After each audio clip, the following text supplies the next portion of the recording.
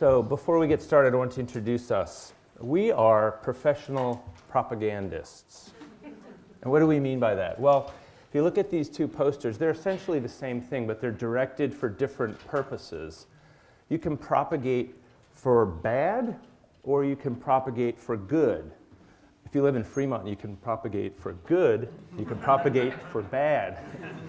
In our professional lives, we manipulate people for what we perceive as the greater good.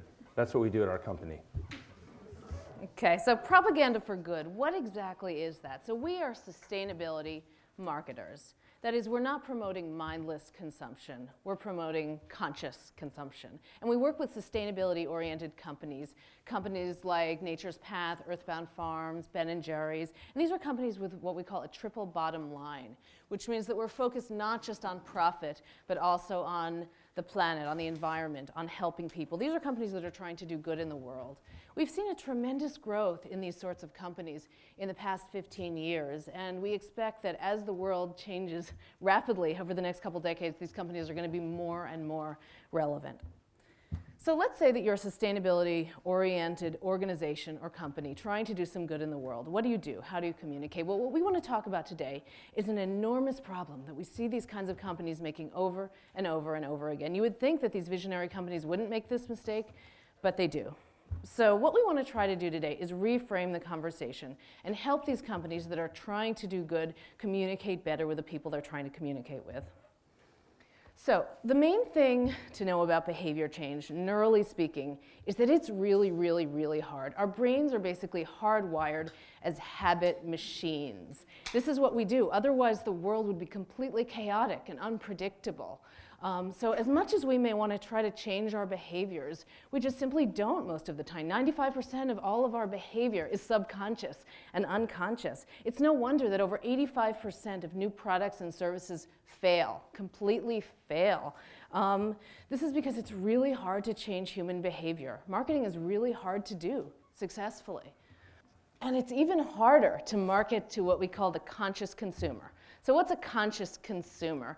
This is probably almost everyone in this room today, I would guess. The conscious consumer, it's about 20 to 30% of the US population, depending on how you look at it. This is somebody who buys with their values. This is the person responsible for the skyrocketing growth of Whole Foods in the last 10, 15 years, the skyrocketing of Etsy. This is somebody who you're going to see hanging out at yoga studios, hanging out at farmers markets. They're going to be drinking fair trade organic coffee. They're going to be driving a Prius. So the most important thing to know about this conscious consumer is that they hate marketing. They absolutely hate it. These people are better educated and smarter than the average person, and they really cannot stand being forced into doing things. They feel very manipulated and very easily. So how do we get through to this person who's going to be easily turned off by what we're doing? And to make it harder, even for us marketers, we're in a fragmented media environment where it's even harder to direct and focus a message, much less create behavior change. The average American consumes 11 hours of media a day across media channels. That includes television, computer, mobile, tablets, and print. So you can only imagine how challenging it is to reach this person, much less get about any form of behavior change. What about our conscious consumer? She's already suspicious of marketing and distrustful, and yet she still needs stuff. She's a seeker who's seeking stuff. She's seeking yoga stuff, as a matter of fact. The yoga market driven by these conscious consumers has grown from 3 million people to 18 million people and $6 billion in sales in 10 years alone. And what's amazing is that this person is, or crucially, this person is who we most need to speak to. She's the one that's most interested in what we're selling. She's interested in the kinds of products and brands that we're working for that aim to sort of create some larger change out there. She's looking for connection. She's looking for a little bit of control in an otherwise chaotic world. She's looking for products and solutions, new ideas. She ultimately wants to live a better life with more meaning, and she wants to do that with some sort of positive effect in the world. So how do we reach her? We're going to tell you just a brief story about a company that we've worked with recently. Yeah, so this is actually what inspired this entire talk. So we just started working with this company that recently made a huge mistake, enormous mistake. So this company has been around for about 50 years. They were founded in the 60s, like so many companies in this space, by counterculture people who had a strong sense of values, a strong sense of mission. This is an incredible company. They've done extremely well, gotten pretty big over all this time, and it's for two reasons mainly. One, they have incredible products, high quality products. Another reason is because there was really nobody in the competitive space. There was really no one else doing what they were trying to do. So you have basically the situation where they're really not doing any marketing over all these years. If you go to their website or look on their product packaging, you really have no idea about all the amazing stuff they're doing. So you could have consumers who consume their stuff for years or even decades, and they have no idea about this company's strong commitment to organics or going beyond that to sustainability, to considering the entire supply chain, working with communities all over, basically having a lot of rich and strong culture. These companies have, consumers have no idea what these companies are actually, what this company is actually up to. So it's really, imagine a pre-written tradition culture. Imagine that you're sitting around this campfire and you're talking to yourselves, basically. And this is what they had been doing all this time. There was really no way that people could access all of this information. So, okay, we have this amazing company. What happens in the last couple of years? The competitive space is starting to get really intense. You've got all of these pretenders out there with vastly inferior products who are putting stuff out there, and consumers really are not able to know the difference. So that basically, things are getting really dire for this company. They're trying to figure out, okay, what do we do? How do we deal with this situation? And so what did they do? Well, they brought in people kind of like this. They brought in a traditional marketing firm that brought traditional marketing practices to what they do. So that's what you're supposed to do, right? So here you've got this amazing counterculture company that brings in these folks, and let's talk about what happened.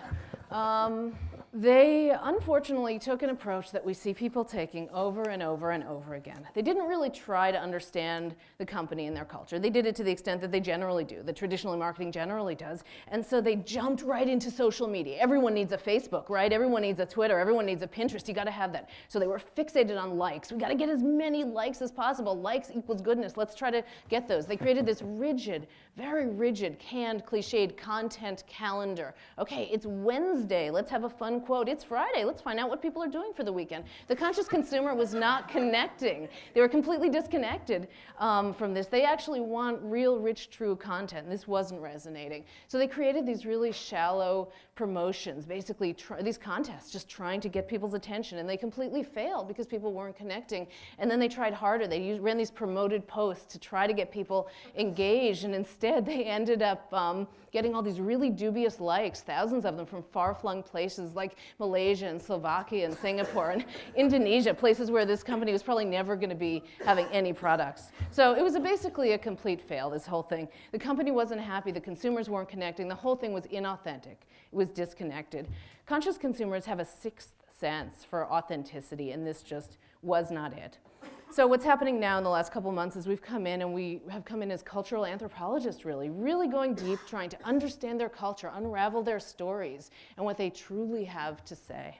Here is the essence of what we're saying today.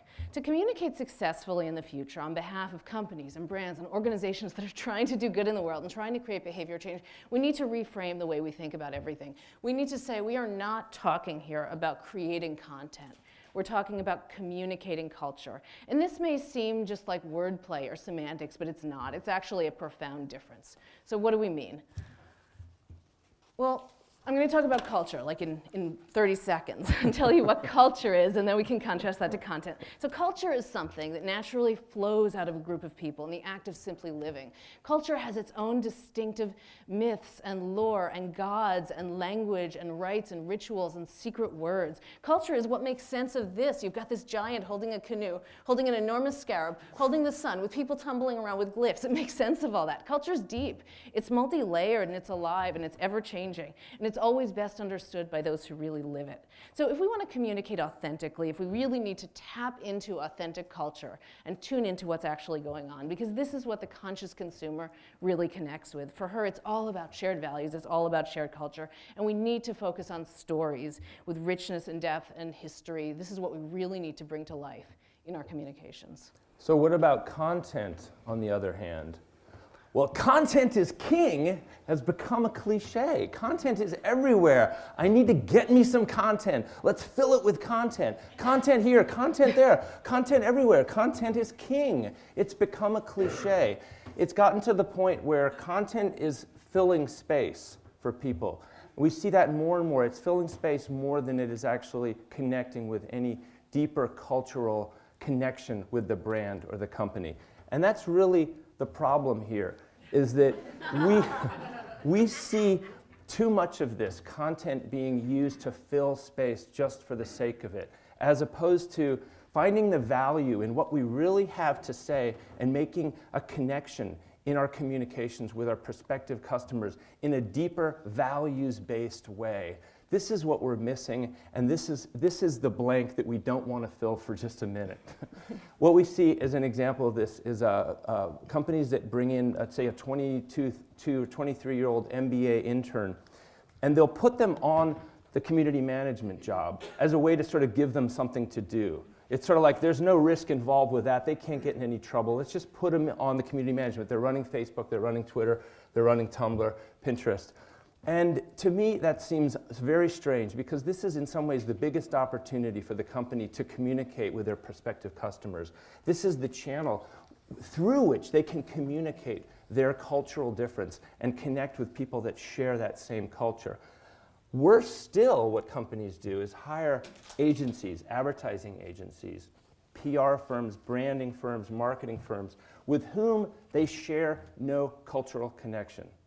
So there is a disconnect, and yet they hire those firms because that's what they're supposed to do. And it's really hard to find firms that sort of really deeply share your values and where there's a shared sense of culture and mission.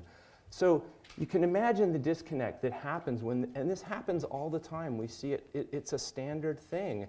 We end up with the ad agencies or the marketing firms that can only go so deep at connecting with those customers. And this is, in the end, what we sort of end up with this idea in a nutshell, where we've got Don versus Shaman, and it's really a sad situation. So things are different. It's a different world out there today, and the conscious consumer is a systems thinker. So she's thinking not just about the jacket. She's thinking more than just how it looks on her, and more than what she's saving. She's thinking about the company that made the jacket. She's thinking about the values of that company. She's thinking about where that jacket was made. She's thinking about the sourcing of that jacket, the end of life of that jacket. And so she's thinking about a lot more things. Which of these two ads do you think is going to resonate more with our conscious consumer? Which one has more cultural relevance to her? So we have to stop thinking about just creating content. We have to stop thinking about ourselves as marketers. We feel that anyone who speaks for a company in any way, whether they are an external agency or part of an internal marketing department, needs to start thinking of themselves as a minister of culture.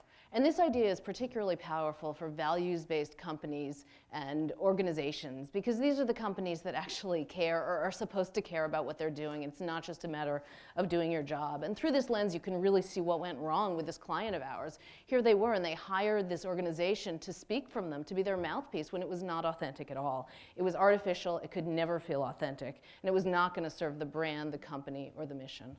So in the same way that countries have ministers of culture that serve to protect and promote the culture of that country, we also believe companies need to think about having ministers of culture to protect and serve ultimately their culture. That is, in the long run, what's best for their survival. So the Patagonia example, again, this is one of their dirt bags. This is what they call their Patagoniacs, these people internally to the company that live, eat, and breathe the company. They climb, they surf, they fish, they snowboard. They are the people at the helm of the social media and the community management tools within the company. They're the people that are disseminating culture. They're the people that are putting their authentic lives out there in these channels. So culture is ultimately not something that is a disconnection, a professional disconnection.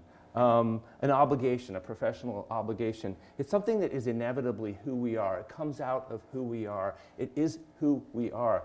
This is, Yvon Chouinard speaks in his book about how just randomly on certain days around the campus in Ventura, an alarm will go off, just in the middle of the day, and people across the campus will just get up from their cubicles, get up from their offices, get up from the lunchroom, just get up and walk out. They'll walk out in the middle of a meeting, they'll pick up their surfboards, and everyone will just head for the surf, because ultimately that means that surf's up, and they know that they will have to get back to their job and finish, when later on that night or on the weekends. To me, that is the essence of what culture is all about. And if we think about this as a lens for companies, culturally, is it inherently and uniquely who we are? And is the communicator and the messenger so steeped in the culture of the company that it's inevitable that it will come out and they will communicate it as to who they are? And I think a great way to end this talk is this quote from Rick Ridgway: "We don't think about marketing, we just tell our stories." Thank you.